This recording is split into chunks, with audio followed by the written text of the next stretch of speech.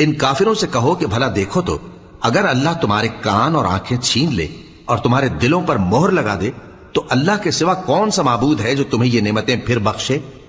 دیکھو ہم کس کس طرح اپنی آیتیں بیان کرتے ہیں، پھر بھی یہ لوگ روگردانی کیے جاتے ہیں۔ کہو کہ بھلا بتاؤ تو اگر تم پر اللہ کا عذاب بے خبری میں یا خبر آنے کے بعد آئے تو کیا ظالم لوگوں کے سوا کوئی اور بھی ہلاک ہوگا؟ اور ہم جو پیغمبروں کو بھیجتے رہے ہیں تو خوشخبری سنانے اور ڈرانے کو، پھر جو شخص ایمان لائے اور نیکوکار ہو جائے تو ایسے لوگوں کو نہ کچھ خوف ہوگا اور نہ وہ غمگین ہوں گے، اور جنہوں نے ہماری آیتوں کو جھٹلایا ان کی نافرمانیوں کے سبب انہیں عذاب پہنچے گا۔ کہہ دو کہ میں تم سے یہ نہیں کہتا کہ میرے پاس اللہ تعالیٰ کے خزانے ہیں، اور نہ یہ کہ میں غیب جانتا ہوں، اور نہ تم سے یہ کہتا ہوں کہ میں فرشتہ ہوں۔